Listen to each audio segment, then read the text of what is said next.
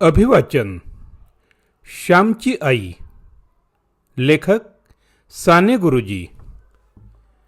रात्र 21वी. दुर्वांची आजी. अभिवाचक स्वर अनिल सोमणी. दुर्वांची आजी. आमच्या घरी आमची एक दूरची आजी राहत असे. तिचे नाव द्वारका काकू. आमचे वडील वेगळे झाले तेव्हा ती वडिलांकडे राहावयास आली. तिचे शेतभात होते, त्याची व्यवस्था वडील बघत. वडिलांवर तिचा लोभ होता म्हणून ती वडिलांकडे राहत असे. या आजीचे नाव आम्ही दुर्वांची आजी असं पाडलं होतं. चातुर्मास्यात बायका देवाला दुर्वांची लाखोली वाहतात. कोणी पारिजातकाची लाख फुले वाहतात, कोण बटमोगऱ्याची लाखोली वाहतात. असं चालतंय. जिला दुर्वांची लाखोली वाहण्याची इच्छा असते ती इतर बायकांना दुर्वा तोडावयास बोलावते व त्यांच्या मदतीने लाखोली पुरी करते. आमची आजी या कामासाठी नेहमी तयार असे. तुका म्हणे व्हावे सत्यधर्मा साह्य. चांगल्या कामाला नेहमी मदत करावी. चांगल्या कामात कोणाला निरुत्साह करणे म्हणजे मोठे पाप आहे. घातली या भय नरका जाणे. हे काम होणार नाही, तुला त्रास पडेल, अशी भीती जो घालतो तो नरकास जातो. सत्कर्म सिद्धीस जावे म्हणून सर्वांनी झटावे. आमची आजी कोणाही बाईसाठी दुर्वा खोडवायच्या असोत तेथे हजर. आम्हाच जर कोणी विचारले आजी कोठे आहे तर आम्ही सांगावे गेली दुर्वांना. असं करता करता त्या आजीचे नावच मुळी दुर्वांची आजी असे पडले. आम्ही मोठे झाल्यावरही तिला दुर्वांची आजी असेच म्हणत असू. दुर्वांच्या आजीमध्ये अनेक गुण होते. उन्हाळ्यामध्ये जर पाणी आटले तर खोल विहिरीत उतरून ती तपेल्याने पाणी घागरीत भरी व आई वर ओढून घेई. रात्रीची ती शेतावर एकटी राखण करी. एकदा तिने चोर पकडले होते. तिला भीती ही वस्तूच माहिती नव्हती. तिला अंगारा मंतरता येत असे. मुले आजारी पडली, गुरे एकदम दूध देत नाशी झाली तर आजीकडे अंगारा यावायचा. अंगारा जपत असता तिला जर सारख्या जांभया आल्या तर दृष्ट फार वाईट पडली असे ती म्हणे. गुरांच्या अंगाऱ्याबरोबर पेंडीचा तुकडा आणीत. तो मंतरलेला पेंडीचा तुकडा म्हशीस किंवा गाईस खावयास द्यावायचा. दुर्वांच्या आजीस दुखत असलेल्या भागास तेल चांगले लावता येत असे. कोणाचे पाय वळत असले, पोट दुखत असले, पाठीत कळा येत असल्या तर दुर्वांच्या आजीस तेल लावावयास बोलावणे यायचे. तिने चोळले की गुण यावायचा. तिच्या हातात जणू धन्वंतरी होता. माझे डोळे बिघडले होते तेव्हा माझ्या तळपायास रोज गाईचे दूध ती चोळीत असे व भराभर ते जिरवीत असे.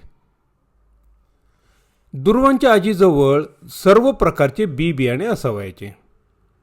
तिच्याजवळ एक मोठे नळकांडे होते.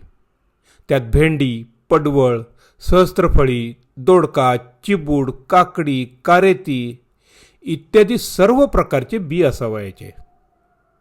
सोंगट्यांनी किंवा कवड्यांनी खेळण्यात ती पटाईत होती. कवड्यांच्या खेळासाठी खडूने नाट सुद्धा ती जमिनीवर किती आखल्यासारखे काढी. रेषा सरळ असावायच्या. मंगळागौर वगैरे आली म्हणजे दुर्वांची आजी तेथे असावायची. मुलामुलींना नाना प्रकारचे खेळ खेळावास ती लावायची. आगीन पासोड्याचा खेळ तिच्या आवडीचा. या खेळात मुले पांघरुणात लपवायचे असतात व दुसऱ्या बाजूकडच्या माणसाने येऊन कोण कोण लपविलेले आहेत त्यांची नावे सांगावायची. आजी आम्हाला लपवायची. लपणारा मुलगा किंवा मुलगी अंगाने मोठी असल्यास ती सांगावायची, जरा लहान हो, अंग चोरून घे. लपणारा लहान असला तर ती त्याला सांगे, हे जरा मोठा हो. हेतू हा की ओळखायला कठीण जावे. हा खेळ मोठा गमतीचा. दुर्वांच्या आजीला देवादिकांची तशीच देवावरची कितीतरी गाणी येत असत. दशावतार, चिंधी, उषाहरण, पारिजातक कितीतरी गाणी तिला येत.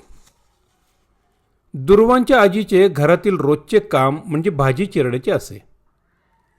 लहान मुले असली तर ती खेळवा वयाची हेही काम असे. त्या दिवशी आमच्या घरी भाजणी करावयाची होती. भाजणी दळताना जाते जड जाते. आजी हात लावील या भरोश्यावर आईने भाजणी करण्याचे ठरविले होते. परंतु आजी जरा लहरी होती. आदल्या दिवशी तीच म्हणाली होती, उद्या करू हो भाजणी. परंतु उजाडत आजीला खऱ्यांकडून बोलावणे आले. खऱ्यांकडे आजीचे दूरचे माहेरचे नाते होते. मधूनमधून ती त्यांच्याकडे जात असे. बाकी आजी म्हणजे गाव आजी होती. सर्वांकडे तिचा घरोबा व साऱ्या घरी जाणे तिला बोलवत असत. खऱ्यांच्या घरी काही पापड घालण्याचे काम होते, म्हणून आजीला तिकडे जेवायला वगैरे व पापड घालण्यास बोलावण्यासाठी तो मनुष्य आला होता. आजीने त्या माणसाला येते तू जा असे सांगून पाठविले. आईला राग आला. आता भाजणी होणार कशी? जाते कसे ती एकटी ओढणार? आई आजीला म्हणाली, तुम्ही जाणार इथे भाजणी कशी होईल? मी काय पत्कर घेतलाय की काय तुझ्या कामाचा? वा ग वा, म्हणे भाजणी कशी होईल. माझ्याच्याने नाही ओढवत जाते, समजलीस? आजी मोठ्याने बोलू लागली. आईलाही चांगला चेव आला. संतापली ती. म्हणे ओढवत नाही. तुम्हाला लोकांकडे काम करायला शक्ती आहे. घरात तेवढे हात मोडतात. साऱ्या गावाने चांगले म्हणायला हवे ना. परंतु येथे हात लावतील तर शपथ. येथे काम कराल तर बाटाल जशा. इथे जरा हात लावायला हात दुखतात. इथे घरी आयाई ग बाया ग. परंतु लोकांकडे तिथे उभे राहून पोहे कांडाल व कमरेवर हांडे घेऊन पाणी भराल. ढोंग ढोंग आहे सारं तुमचं. हो, करणार लोकांकडे काम करणार. तू कोण मला बोलणार? मी का तुझ्या घरचे खाते आहेत? माझे शेत आहे. तू मला यशो दे असं बोलत जाऊ नकोस.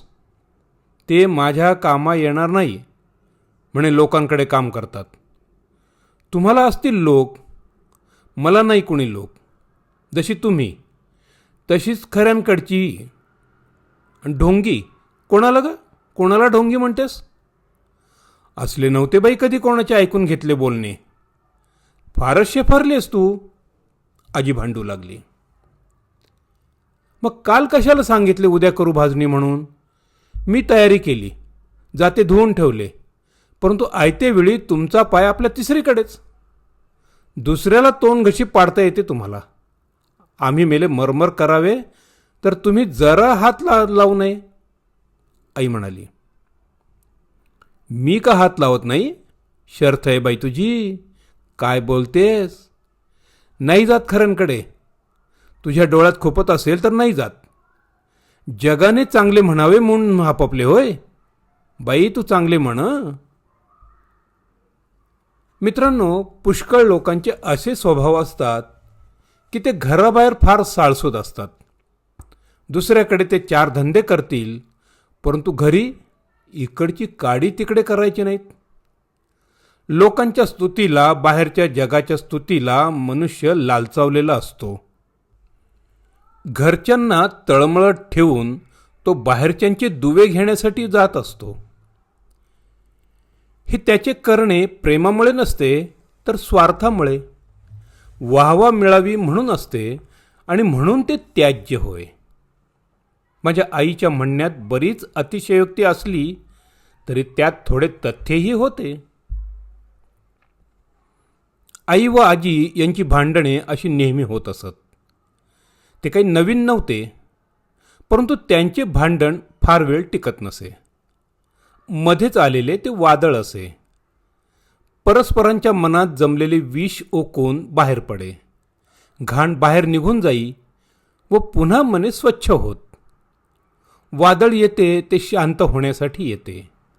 रोग येतात ते शरीरातील घाण जाळण्यासाठी येतात आणि मरण येतं ते पुन्हा जीवनरस देण्यासाठी येते. माझी आई शांत झाली, बोलेनाशी झाली. आजीचे थोडा वेळ सुरूच होते मधून.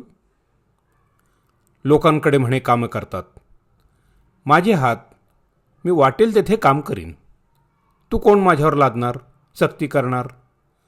तुला का माझा हेवा? मला लोक बोलवतात तर तुला का मत्सर? आईचे तोंड बंद झाले म्हणून आजीचेही तोंड बंद झाले. थोड्या वेळाने आई आजीजवळ गेली व म्हणाली, मी चुकले. हो, बोलू नये ते बोलले. तुम्हाला मी कोण बोलणार? तुम्ही किती मोठ्या, परंतु अलीकडे या साऱ्या दगदगीने, काळजीने व दुखण्यांनी मी अगदीच वेंगले. मला नाही राहत मग सुमार. भान जणू मी विसरते. मी मग कोणाला बोलते याची शुद्धही मला राहत नाही. मला असले जगून तरी करायचे काय? चुकले हो. जगून करायचे काय? असले अभद्र काय बोलतेस? तुझी पोरेबाळे आहेत अजून लहान. तू नाही जगलीस तर त्यांचे कोण करील? पुष्कळ जग. मुलाबाळांची लग्न होऊ देत, सुना घरात येऊ देत. वेडे विद्रे नको ग बाई मनात आणू. अगं तू बोललीस म्हणजे मलाही जोर येतो. मागाहून वाईट वाटते. आजी म्हणाली, तुम्ही जा खऱ्यांकडे. येते म्हणून कळविले आहेत तुम्ही तर जा. भाजणी उद्या होईल. तसेच जाते धुतलेले ठेवते म्हणजे झाले. वरती दुसरे काही न दळले की झाले. तुम्हाला आज चहा देते करून, म्हणजे दम नाही लागणार. आज गारवा आहे बाहेर फार. आई गोड बोलली. अलीकडे घरात चहाची पूड असे. कधी कोणी आजारी असले, कोणाला दमा लागला तर आई करून देई. आईने दुर्वांच्या आजीला तिचे रामपात्र भरून चहा दिला. आजीचा राग गेला. आजी खऱ्यांकडे जावयास निघाली व जाताना म्हणाली, जाते ग यशोदे, रागाव बिगाव नकोस. मनात घर धरू नकोस. तुम्हीच नका धरू मनात म्हणजे झाले. कशा झाल्यात तरी तुम्ही वयाने मोठ्या. मी तुमच्या सुनेसारखी, लेकेसारखी. माझे बोलणे पोटात घालीत जा, आई म्हणाली. आजी गेली व आई घरकाम करू लागली. मित्रांनो, माझी आई म्हणजे निर्दोष नव्हती. दोष कोणात नाहीत. चुका कोण करीत नाही. निर्दोष फक्त एक परमेश्वर. बाकी सर्वांना चुकांची भूषणेच अंगावर घालून त्या जगन्माऊलीसमोर जावायचे आहे. चुका हे मानवाचे भूषण व क्षमा हे देवाचे भूषण. माझी आई चुका करी पण सावरून घेई. चुका करण्यातच ती ऐट मिरवीत नसे. धन्यवाद.